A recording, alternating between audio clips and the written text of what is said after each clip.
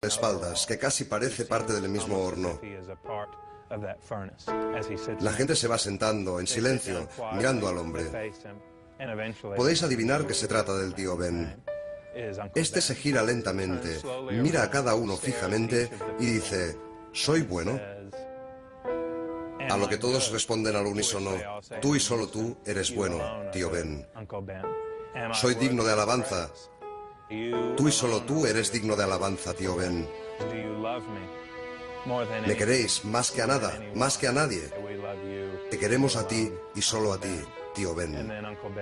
Y entonces el tío Ben dice: más os vale quererme, o de lo contrario os encerraré aquí para siempre. Y entonces abre el horno y todos miran dentro y ven formas humanas en agonía, ven fuego, ven aquello que necesitan ver para seguir atrapados en esta relación de miedo y amenaza.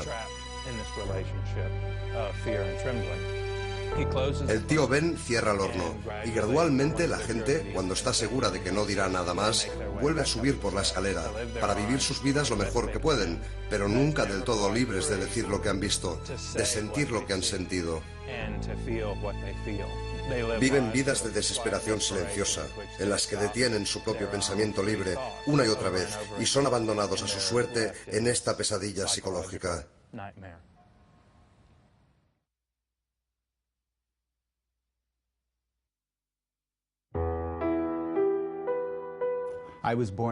Nací en 1952 y mis padres eran misioneros fundamentalistas cristianos. Vivía en un pequeño pueblo de los Alpes suizos, donde había más vacas que gente, unas 200 o 300 personas. Y mis padres me educaron en casa, de modo que no fui a la escuela con los niños del pueblo, sino que corría salvaje por la montaña. Esencialmente me crié en medio de una comuna hippie cristiana, así que tuve una infancia muy extraña, comparada con la de nadie a quien haya conocido desde entonces. Si hubieras estado en el ministerio donde mi padre era el pastor, llamado la Pri Fellowship, allá por 1968, habrías encontrado a gente como Timothy Leary, gente de la industria de la música y el cine, todo tipo de europeos y americanos que pasaban por allí para hacerle preguntas. Era una especie de gurú espiritual, aunque desde una óptica cristiana. Luego, en 1973, en los Estados Unidos, el Tribunal Supremo aprobó una ley que legalizaba el aborto. Y mi padre se posicionó contra esa ley. Y luego, de un modo extraño, ya que dirigía una comuna hippie cristiana, se convirtió en un líder de lo que sería el movimiento pro-vida americano. En ese momento yo estaba al final de mi adolescencia y empecé a viajar con él.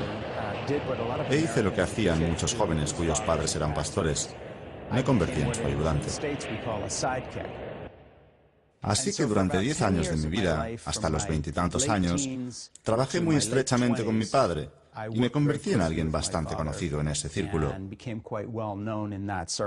Otros nombres eran gente como el reverendo Jerry Falwell, Pat Robertson, que empezó un famoso programa de televisión.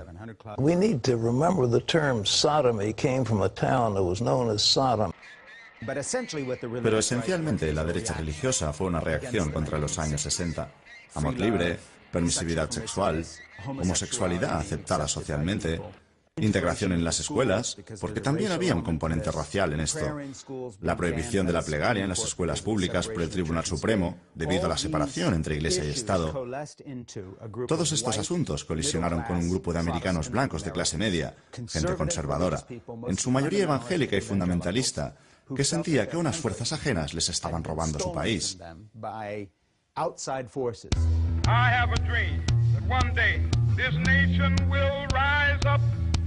Live out the true meaning of its creed.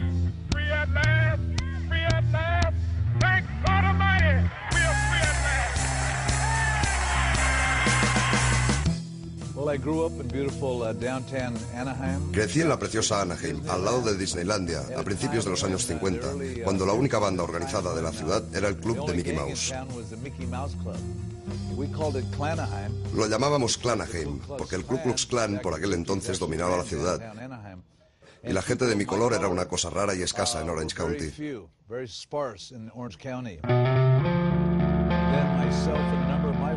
Luego yo y unos cuantos amigos nos mudamos a San Francisco, a un lugar llamado Haight-Ashbury, donde el movimiento hippie estaba en su edad de oro, fumando hierba todo el día y tomando LSD. Era amor y paz y alegría. Amor libre, sexo por todas partes. Parecía una especie de cielo, de nirvana, algo muy especial. Para ganarme la vida empecé a vender marihuana. Y luego, a finales de los años 60, durante la guerra del Vietnam, cuando llamaban a filas a todos los chicos de mi edad, me arrestaron por vender marihuana. En esos días la ley era muy dura y me cayó un año en la cárcel del condado. Entré siendo un hippie y salí convencido de querer ser un gángster. Y entonces me involucré en la vida de motero. Empecé a conducir una moto, una Harley Davidson. Empecé a alternar con diferentes bandas como Los Ángeles del Infierno, Los Vagos, Los Mongoles, diferentes clubs de moteros de mi zona. Pero siempre buscaba el amor en los lugares equivocados, siempre me metía en problemas. Me enganché a la cocaína, que se hizo muy popular entonces. Traficábamos con ella, la esnifábamos y nos la inyectábamos. En fin, mi vida ya era un desastre.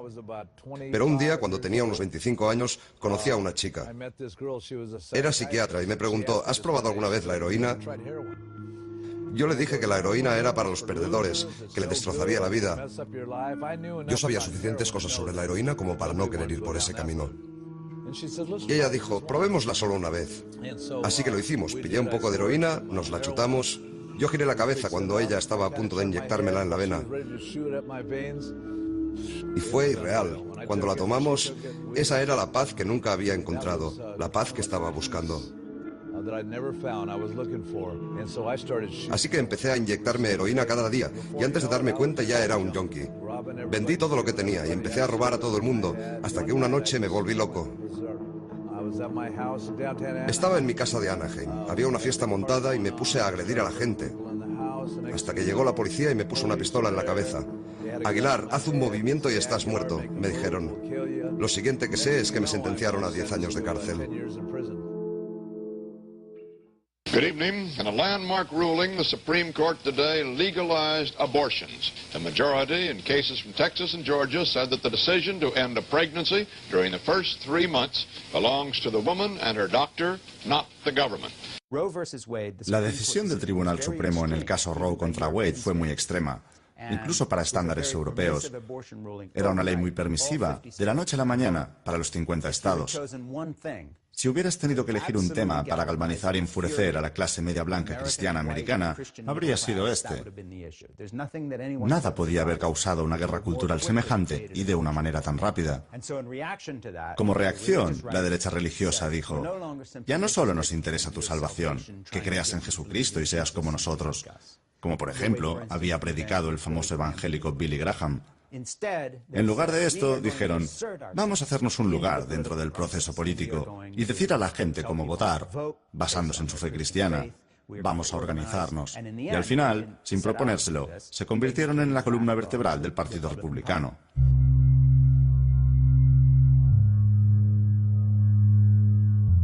Nuestra visión es ayudar a los padres a enseñar a sus hijos la historia de América, de dónde venimos y hacia dónde vamos. En Generación Joshua les enseñamos a los adolescentes que ellos también pueden marcar la diferencia. Tal vez no tengan edad para votar, pero nosotros creemos que los adolescentes pueden ayudar mucho. Nuestros miembros han trabajado voluntariamente en campañas de candidatos que comparten nuestros valores. Candidatos pro vida, que creen en la familia tradicional, que apoyan la educación en casa, los derechos de los padres, un rol limitado del gobierno federal. Y gracias a su trabajo, hemos logrado elegir miembros del Congreso que comparten nuestros valores.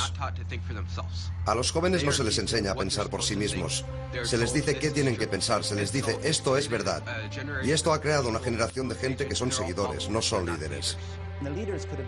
Los líderes pudieron ser cualquiera. La razón por la que estos líderes destacaron no es porque nadie tuviera un plan. Sencillamente fueron los primeros en empezar a hablar de estos temas. Y mi padre era uno. Sin esa guerra de culturas, por ejemplo, George Bush nunca hubiera sido presidente. Fue elegido candidato del Partido Republicano porque cuando le preguntaron si era pro vida, dijo que sí. Si él no hubiera sido presidente, no habrían muerto 5.000 americanos en la guerra de Irak, ni otros tantos miles de iraquíes hubieran sido masacrados. Hubo muchas consecuencias que no tenían nada que ver con nuestra causa, pero como nuestra causa se convirtió en el test, pro vida o no pro vida, generamos una atmósfera en la que los candidatos de la ultraderecha más radical pudieron prosperar.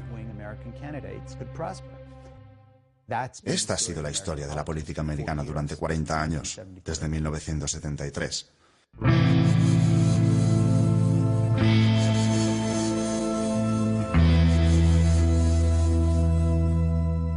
Me enviaron a la prisión estatal de Chino para cumplir mi condena. Estando allí, una noche, un hombre dijo que fuéramos a la capilla. Todos los prisioneros religiosos que salgan al pasillo y que vayan hacia abajo. So I got out. I walked down that hall with some other inmates, went into a little room, just a little small room, because we heard some ladies were going to be there coming in to sing, and we wanted to go look at the ladies. Beautiful bait. Pensé, bueno, quiero salir de mi celda, así que iré a echar un vistazo. Y cuando llegué a aquella habitación pequeña, había un hombre que hablaba sobre Jesús. Dijo que Jesús perdonaría cualquier pecado a cualquier persona. Le hice un par de preguntas porque no podía creer que con los pecados horribles que había cometido durante tantos años, alguien pudiera perdonarme. El trato parecía demasiado bueno para ser real. And two of us stood up. Never forget that. Two of us stood up in that chapel. And we gave our lives to Jesus. Pasaron un par de años y me soltaron. Volví a las calles y sentí que algo dentro de mí me decía, quiero que me sirvas. Y era como si Dios en el cielo le estuviera hablando directamente a mi corazón, diciéndome esto. You know, there's trouble on the streets everywhere. Drugs, prostitution, crime, everywhere you go. Somebody's got to get out there and tell them about Jesus Christ. Así que puse en marcha una casa de acogida. Primero tuve a 4 personas, luego a 6, y al final llegué a tener más de 30 casas alojando a unas 200 personas. Era toda una comuna para Jesús.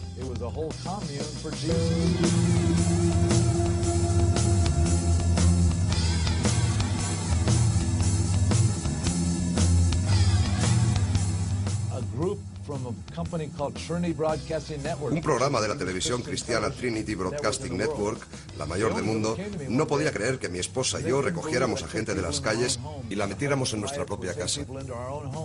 Gangsters, todo tipo de malos elementos de clubes de motoristas, gente de los cárteles de la droga.